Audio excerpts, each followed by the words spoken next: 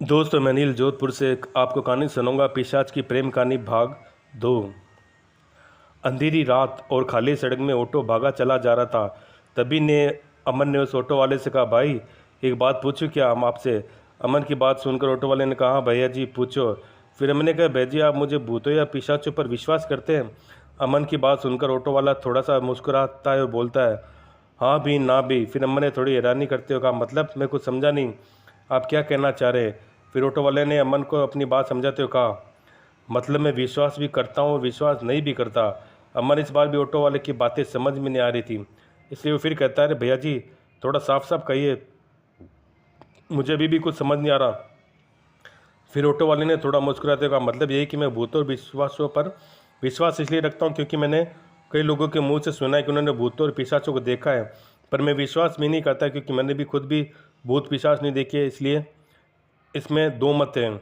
Auto वाले की सारी बात सुनकर फिर अमन ने कहा, क्या भैया आपको पता है इसमें सही कौन होता है। फिर अमन की बात का जवाब देते फिर ऑटो वाले ने कहा, जहाँ तक मुझे पता है इसमें सही तो कोई भी नहीं है, पर खतरनाक की बात करें तो दोनों में पिशाच ही सबसे खतरनाक। फिर अमन ने कहा, मतलब कैसे आप पिशाच को सबसे खतरनाक क्यों बोल रहे हैं। ऑटो वाले ने कहा, क्योंकि भैया जी कहते हैं इंसान भूतों से बच तो सकते मगर कभी पिशाच गलती से भी किसी इंसान के खून की महक ले ले तो उसे इंसान का बचना बड़ा मुश्किल हो जाता है।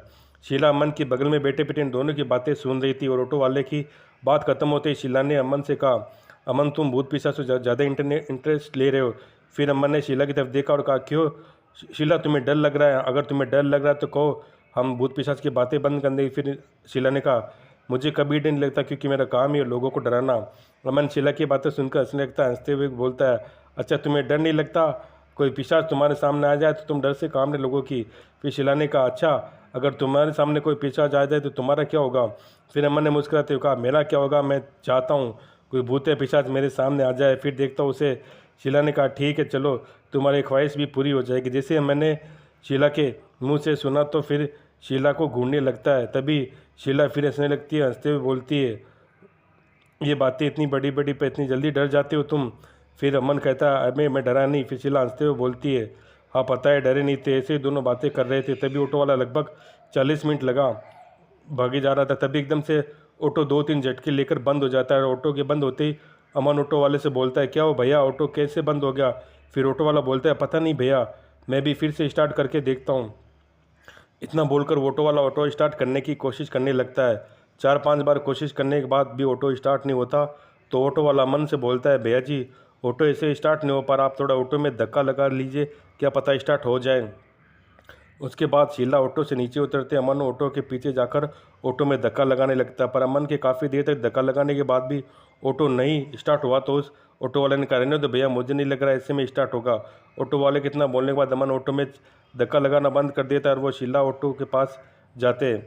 शीला ऑटो वाले से बोलती, भैया हम कैसे जाएंगे, अभी तो यहाँ थाना 5 किलोमीटर दूर है, हम यहाँ कोई दूसरी गाड़ी भी नहीं मिलेगी क्योंकि मेरा पूरा जंगल वाला रास्ता है, हम पीछे से भी जाते हैं लगभग 5 किलोमीटर बाद ये जंगल खोता खत्म होगा, अब हम क्या करें भैया।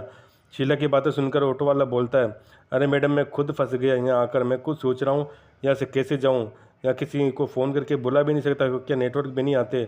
आप लोगों को तो सही है, बस 5 किलोमीटर जाना है, दोनों पैदल ही चले जाओ।